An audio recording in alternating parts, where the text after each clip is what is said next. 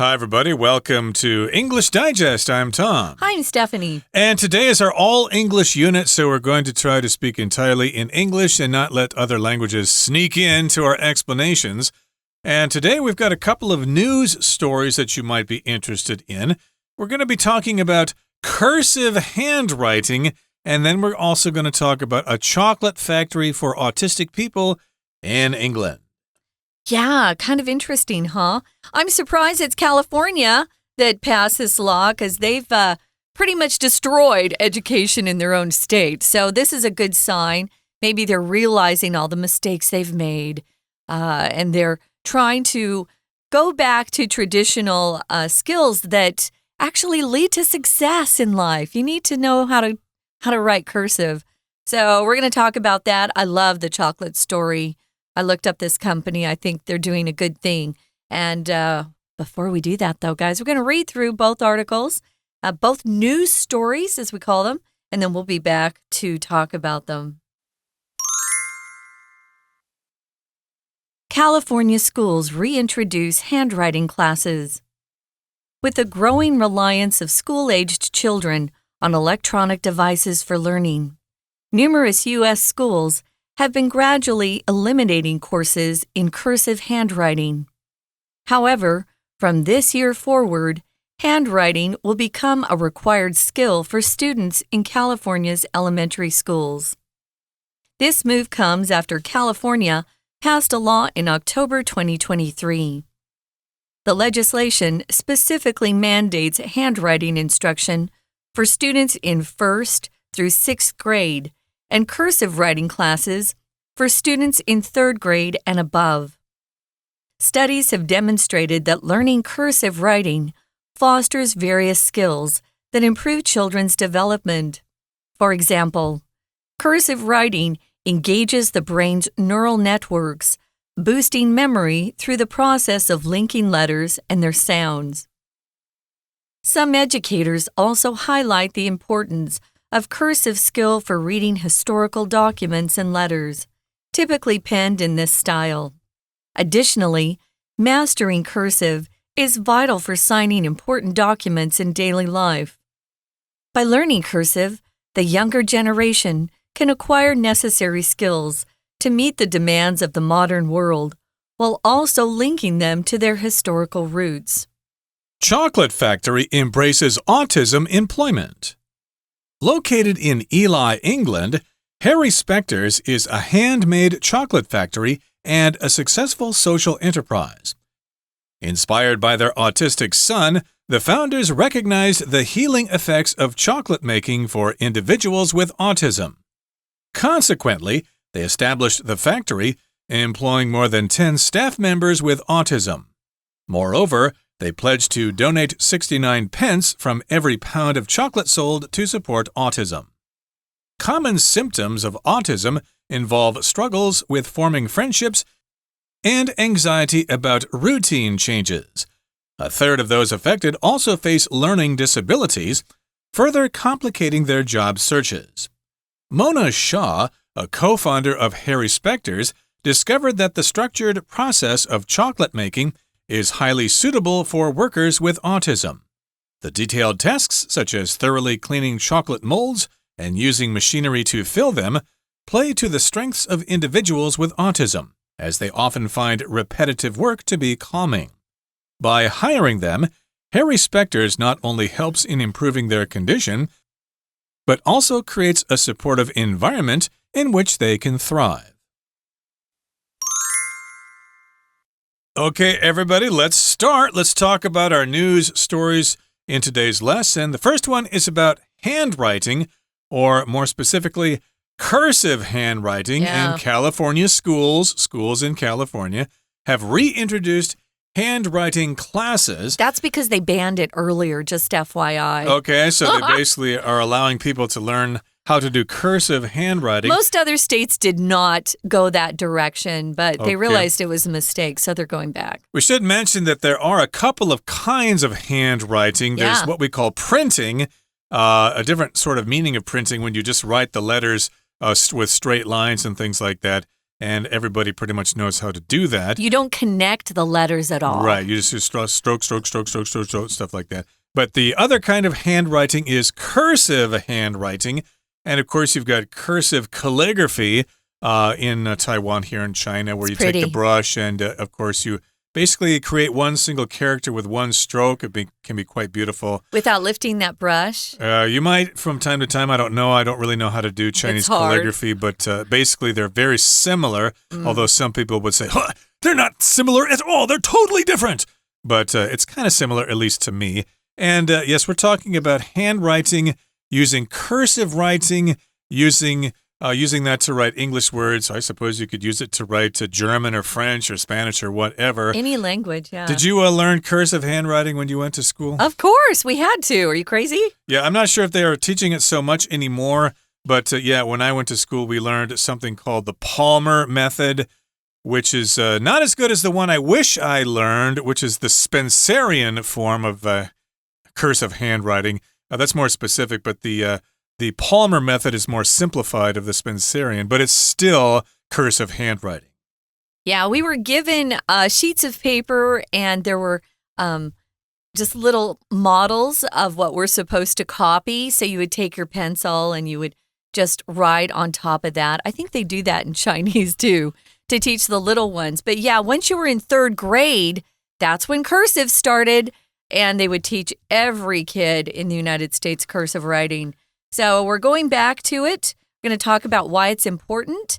And here we're going to learn that California, which is the state on the west side of the United States, they're reintroducing handwriting classes. If you reintroduce something, it means you know about it already, but maybe some time has passed by and you've forgotten.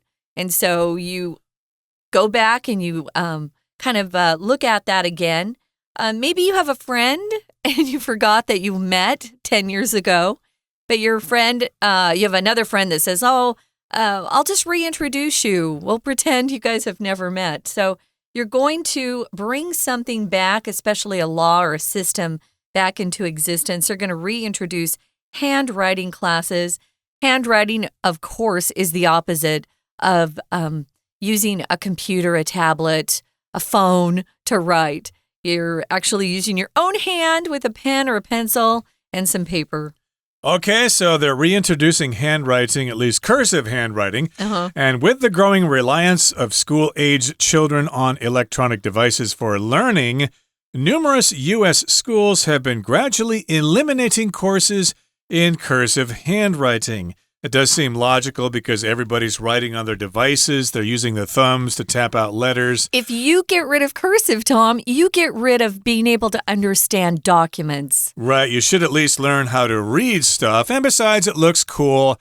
And you could use it to, create wedding invitations or things like that. But how would they do a signature if they don't have cursive? You can't print. True, but I think it's still legal to print your signature if it's accepted like that. But my signature is cursive, of course, and most people have a cursive signature. Yeah. If you ask for a signature from your favorite celebrity, that is called an autograph, by the way. True. We're talking about writing cursively here, and of course, a lot of schools have been gradually getting rid of those cursive writing courses because they don't think it's necessary. Everybody's writing on computers these days.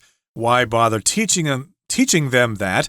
However, from this year forward, handwriting will become a required skill for students in California's elementary schools.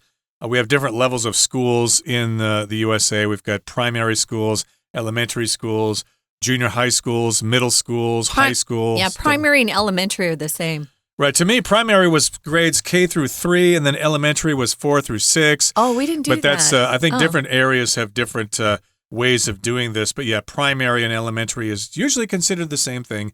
It's just the kind of school you go to before you go to middle school or to junior high school. Yeah, again, middle school, I didn't have that, but my cousins did in a different state. So yeah, I was 3 to 9, and then high school was 10 to 12. So it depends. Every state is a little different depending on where they are. So these are in elementary schools, so it's grades 1 to 6 usually. This move comes after California passed a law in October 2023. When we pass laws, those laws are called legislation. Legislation is a non-count noun.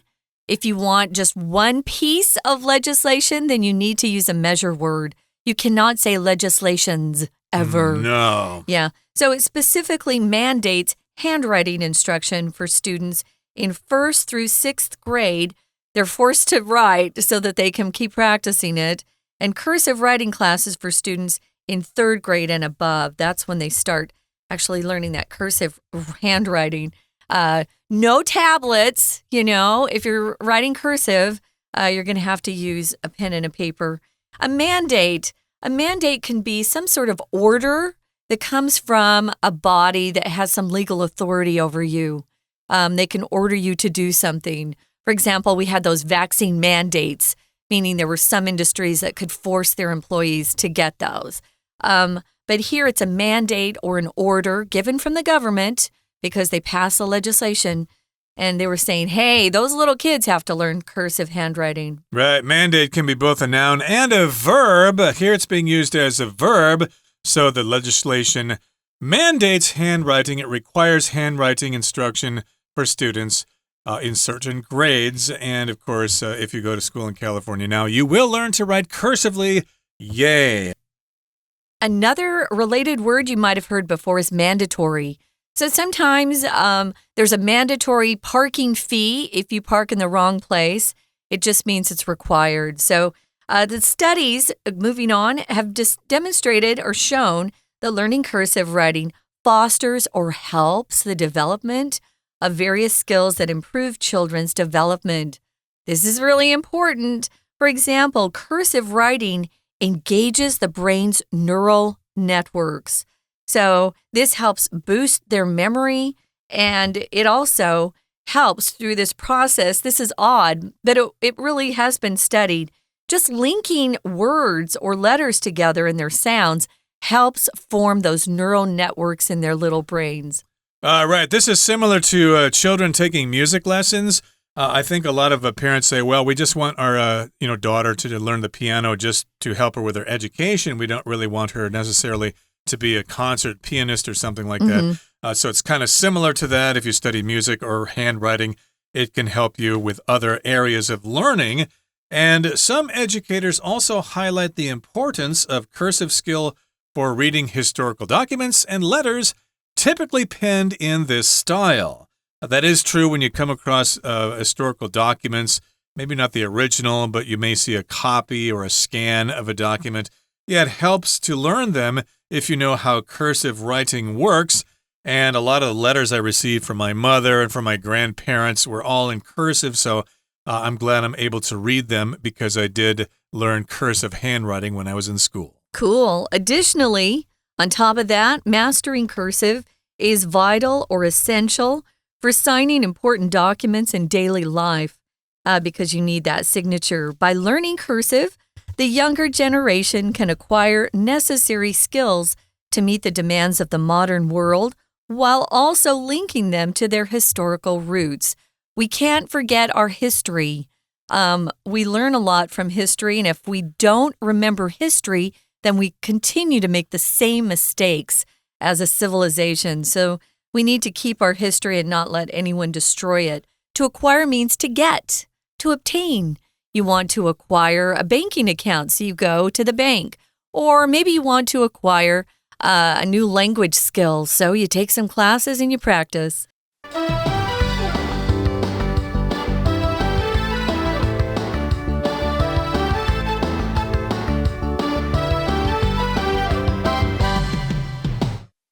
Okay, so that brings us to the end of the first part of our lesson for today. It's all about cursive handwriting, and we certainly hope you can all improve your cursive handwriting. I believe they teach cursive handwriting in English classes here in Taiwan. Oh, nice. At least some places do. I don't think they all do, but it would be a good idea to figure out how to use this kind of writing. You could really impress your friends or your girlfriend or whatever. Now let's move on now to the next news article. We're going to England now. We're leaving California, and we're going to go to England. And there is a place in England called Ely. And we've got this kind of special chocolate factory called Harry Specter's. Again, this is in Ely, England, and it's a handmade chocolate factory, and it's also a successful social enterprise. Now here, the chocolate is made by hand. It's not using machines and things like that, although I think they probably have some machines to help them out, but for the most part, everyone's doing it with their hands. It's handmade chocolate, and it's also a social enterprise. Enterprise here, of course, usually refers to some kind of business that you may own or that you may be an employee of. But in this particular case, it just talks about some sort of effort that somebody's making.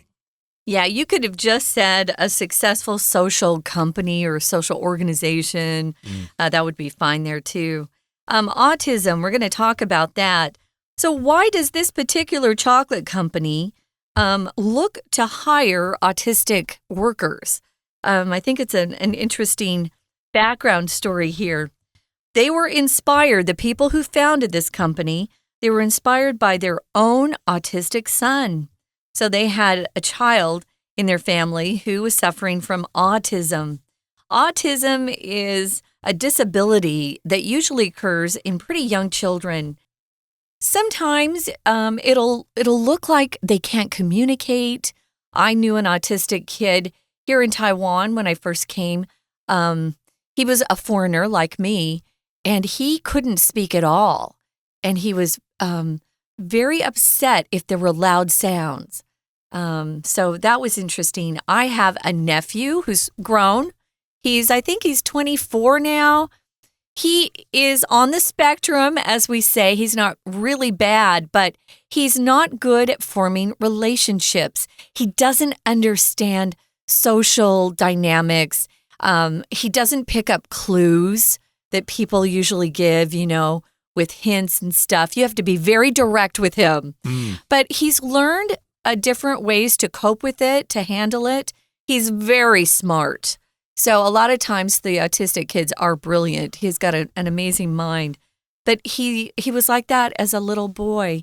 We noticed he would take all the blocks and he'd always put them in order. Okay. Everything was orderly. So they would be very, very good. Some of them, they're not all the same, but they would be very good with routine tasks that needed to be very exact and in order. So this makes sense. Aren't the autistic people the ones who can play classical music the first time they hear it, or they can draw like a cityscape when they only look at it for like 10 seconds or something like that? Sometimes, the autistic people can do that? Yeah, Rain Man was autistic. Do you remember that old Tom Cruise film? I do. Yeah, Dustin Hoffman and Tom Cruise. They can remember numbers very well. Okay, so yes, autistic people do have certain talents. Not all of them, though. I think there are some extreme cases, but as you said, they have trouble forming relationships with people, and they don't understand the order of doing things, and they want things to be a certain way. Yeah. So in any case, we've got this factory in Ely, England. It's called Harry Specter's, which I suspect is the name of their kid there. Inspired by their autistic son, they recognized the healing effects of chocolate making for individuals with autism. So maybe one day they were at home and the wife decided, hey, let's make some handmade chocolate today. And they noticed that the son was behaving very well and was very happy when they were making chocolate. And a light bulb went off in their head. I've got an idea. We should set up a factory for autistic people, and they can work there. We can produce chocolate. We can sell it and make money. They'll feel that they're making a contribution to society. It'll be a win-win situation for everybody. Everyone wants to feel needed and that they're offering or providing value. So if companies aren't willing to hire autistic people, what are they going to do? So you just have to find the right fit, and it's possible to do that. So consequently, or as a result, they established this factory to make chocolate, and now they're employing more than 10 staff members with autism. I'm sure they have staff there that don't have autism or that aren't autistic, but they do have 10 there that have a fulfilling career. They feel like they can go to work, earn a living like everybody else, and that they're valuable. Everyone needs to feel like that. So moreover, they pledge or promise, that's what that means, to donate 69 pence or p from every pound. And that's the symbol for pound, that thing that looks like the L with a line through it. They're going to donate 69p from every pound of chocolate sold to support autism. To donate means to give. You can donate time, you can donate your talents, you can donate energy, you can donate clothes, you can donate anything. So you're giving something to someone or an organization, perhaps a charity that needs help in some way. So they're donating quite a bit of money. The British form of money has always been kind of weird for me to understand. They didn't go to the euro. They kept their British pound, which was smart. But they have the pound, and then a pence is like a penny in American money. So 100p is equal to 1 pound. And you'll often go over there in stores and you'll see a candy bar that's 30p. They'll never say pence. And don't put an S on pence.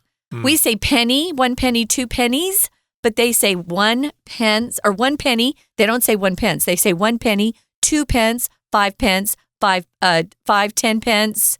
They don't have pences for everything. Anyway, it's kind of interesting. Those are their coins. They no longer talk about a shilling. When we were growing up, there was a shilling, a farthing. Their money's very interesting. What's a quid? I've often heard Brits say quid. It'll cost you 2 quid or something like that. I had to look it up. Quid is just another slang term for pound. Okay. So do not put an S on quid. You can't say 2 quids. No. 2 quid, 1,000,000 quid. It's just kind of a slang. Like we'll say, give me $5, right? But that's British money. Right, and of course, before pence became 100 per pound, they had a different way of counting. They did. Which my dad tried to teach me when I was a kid, and I thought, are they crazy? Why do they do that? Why don't they just have 100 cents per pound, and then everybody won't get so confused? And I guess that's the way they do it now. But again, you can pledge to donate, or at least this factory will pledge to donate 69 pence from every pound of chocolate that they sell to support autism. So it's kind of a charitable organization as well. Now, moving on to the next paragraph here, it says, common symptoms of autism involve struggles with forming friendships and anxiety about routine changes. Okay, so these are some symptoms. We talked about some of them before, but these are some common symptoms or common indications that someone has autism. First of all, they struggle to form friendships. They have difficulty with human relationships. They don't understand the rules of meeting people and talking to them. And they also have anxiety about routine changes. Your routine is basically what you do, or routine, you could say that as well. It refers to just the things you do in your everyday life, and you do them all the time. Your morning routine could be getting up and going to the bathroom and brushing your teeth, taking a shower, using the toilet. That's your morning routine. And they worry about changes in their routine. They're just used to the way things are done every day. They don't like changes. Yeah, they don't like things to change in their lives at all. It makes them anxious and nervous, and it upsets them. So you have to be careful with that. A third of those affected, so this is 1/3 of the autistic folks we're talking about. They also face learning disabilities. A disability is some sort of physical or mental incapacity. It's keeping you from learning something or doing something, some sort of impairment. It hinders or prevents you from doing what is ordinarily people are able to do. So my particular nephew doesn't have a learning disability. School was easy for him. It was the social aspect of it that was so hard, and having friends and getting the other kids to understand why he was different. He looked fine. He could talk. He was, getting straight A's. Why was he weird sometimes? It was the question kids would ask. So this further complicates people looking for a job that really suits them and fits them, where they can feel successful. Everybody needs to feel successful. So who's this Mona Shaw, Tom? She's a co-founder of this factory, Harry Specter's, and she discovered that the structured process of chocolate making is highly suitable for workers with autism. So she found out that by hiring these autistic people, they seemed to catch on rather quickly to the process of chocolate making. It was very suitable for them, and it gave them an opportunity to have a job and to feel useful, as if they're making a contribution to society, and they're not so much a burden. And the detailed tasks, such as thoroughly cleaning chocolate molds and using machinery to fill them, play to the strengths of individuals with autism. So yes, they had these detailed tasks that they had to perform. They needed to clean the chocolate molds. They needed to do it thoroughly. They couldn't leave any speck behind. They had to be spick and span, totally clean. A mold, of course, is the shape of something that you pour something into, and then when it cools, it becomes that particular shape. We use molds when we make steel, for example, or we make molds when we make chocolate, for that matter. Or bake a cake, right? Yep, and I think mold is M-O-U-L-D in British English, just since we're talking about something that's going on in England. They use these molds to make the chocolate. They need to be thoroughly cleaned. And, of course, they need to use the machinery, which is various machines working together as a system. Okay, so you can't say machineries. You have to say machinery, but then the individual machines are counted. I wanted to mention you brought up a really great phrase that we use when we're describing something that's really clean, and that's spick and span. It's an adjective, and you can put little hyphens between the words spick, S-P-I-C-K, hyphen and hyphen span, S-P-A-N, spick and span. My mom always told us as we were cleaning at home, that bathroom better be spick and span, girls. So, yeah, it's very important. And so if you play to someone's strengths, it just means you give them a task which they're capable of doing really well at. So maybe someone's terrible at math. Don't give them something that requires a lot of math. That's not playing to that person's strengths.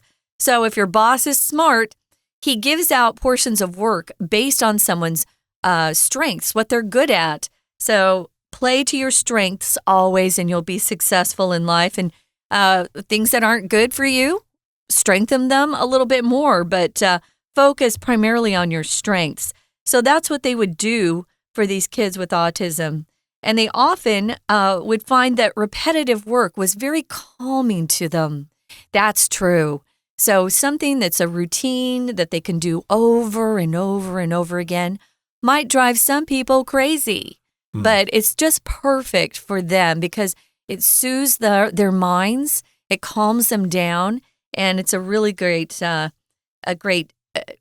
guess, if you could find some sort of work that was repetitive and very routine, it would be great for some of these folks. Yeah, it's a very repetitive work. It's very repetitive. It's very repetitive. Are you being repetitive, Tom? I'm being repetitive indeed, but it does calm them, and it's suitable for them. It plays on their strengths, and by hiring them, Harry Specter's not only helps in improving their condition, but also creates a supportive environment in which they can thrive. So as I said earlier, it's a win-win situation for everybody. Yeah. And I have a feeling that people here in Taiwan, or at least somebody in Taiwan, has thought of this, and they probably are utilizing the skills of autistic people as we speak right now. You know, I looked up this Harry Specter's online, and they had some data that was kind of disturbing to me. They have 700,000 people in the UK who are autistic.